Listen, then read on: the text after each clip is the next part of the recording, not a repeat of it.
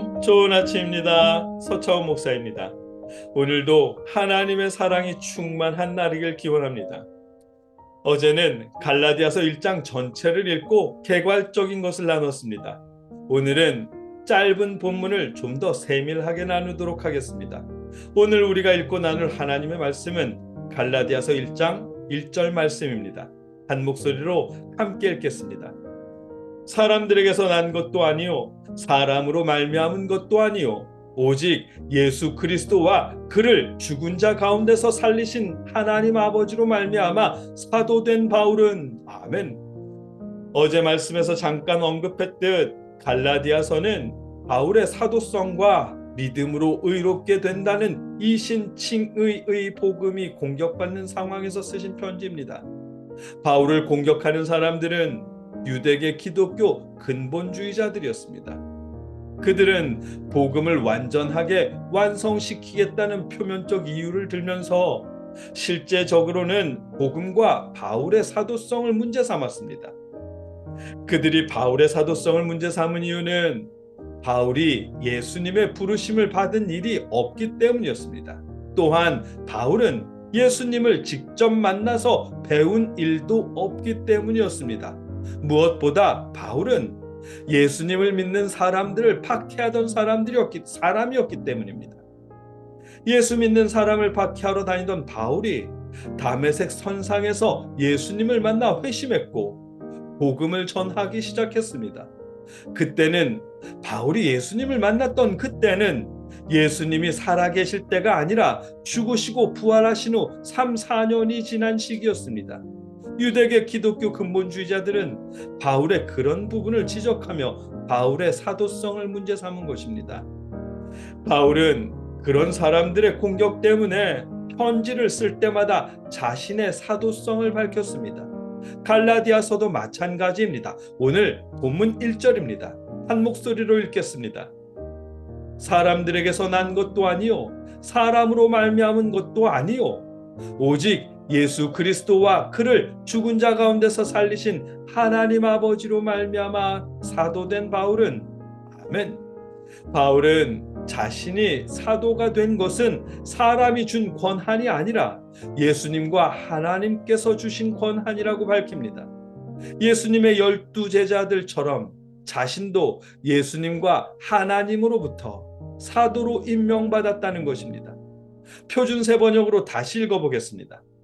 사람들이 시켜서 사도가 된 것도 아니요 사람이 맡겨서 사도가 된 것도 아니요 예수 그리스도께서 그리고 그분을 죽은 사람들 가운데서 살리신 하나님 아버지께서 임명하심으로써 사도가 된 나 바울이 아멘.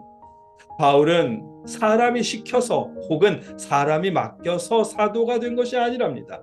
예수님과 하나님으로부터 임명받았답니다.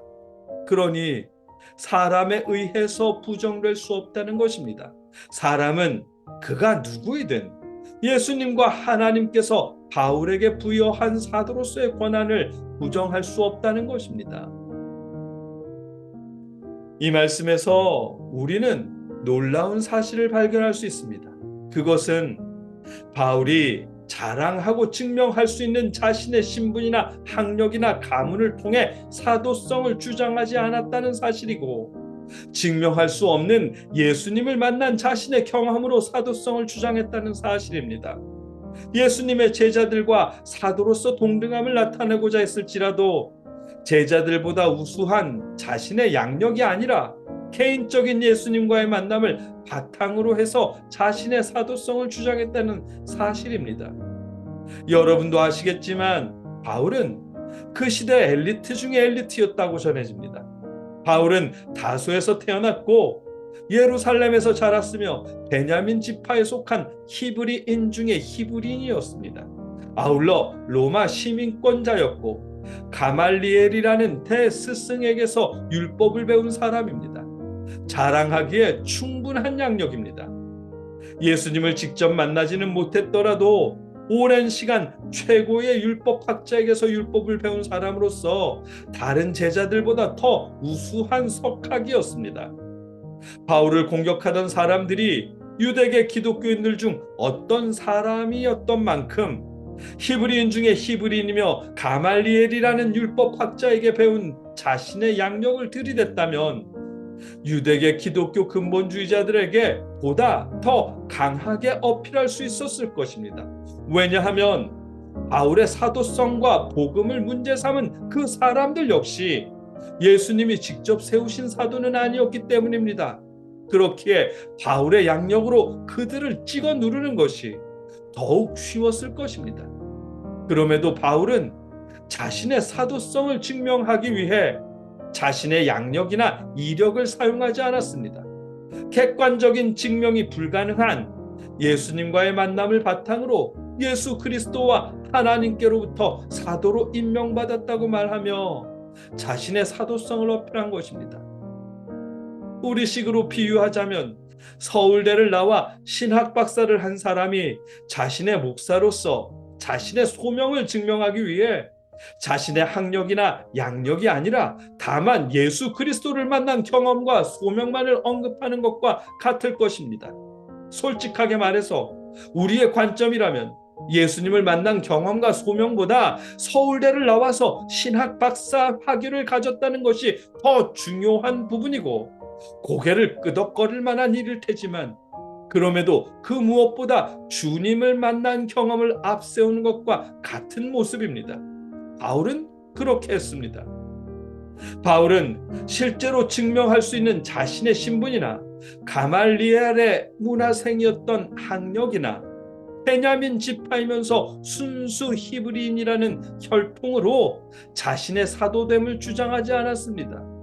예수를 믿는 그 사람 바울은 예수님을 만난 경험과 그때 들은 예수님의 음성에 의지해서 자신의 사도성을 대변한 것입니다. 예수를 믿는 그 사람 바울에게 중요한 것은 자신의 양력이 아니라 예수 그리스도와의 만남이었기 때문입니다.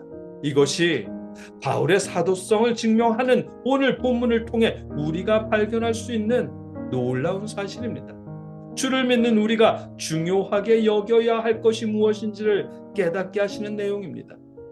여러분, 예수님을 믿는 우리에게 중요한 것은 적어도 교회 안에서 우리가 자랑스러워야 할 것은 예수님의 이름이고 예수님과 만났던 우리의 경험입니다.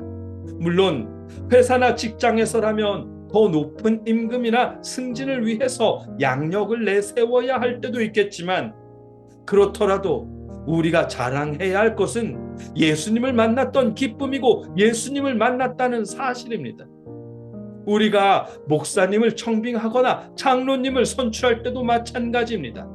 그분의 학력이나 학위나 재산이 아니라 주님을 만난 그의 경험과 주님과 맺은 관계가 기준이어야 할 것입니다. 오늘 말씀에서 바울은 자신의 사도성을 공격받는 상황 속에서도 자신의 양력이나 신분이 아니라 예수님과의 만남, 그때 얻은 확신을 근거로 사도성을 증명했습니다. 주님과의 만남을 무엇보다 자랑스러워했습니다. 이 모습이 예수님을 믿은 그 사람 바울의 모습이었고, 예수님을 믿어 하나님의 자녀가 된 저와 여러분의 모습이어야 할 것입니다. 우리가 그럴 수 있기를 바랍니다. 함께 기도하겠습니다. 사랑의 아버지 하나님, 우리가 주님을 만나고 하나님의 자녀가 된 것을 자랑거리로 삼게 하여 주시옵소서.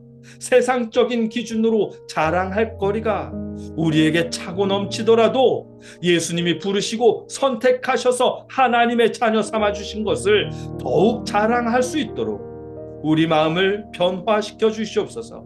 감사합니다. 예수님의 이름으로 기도드립니다. 아멘.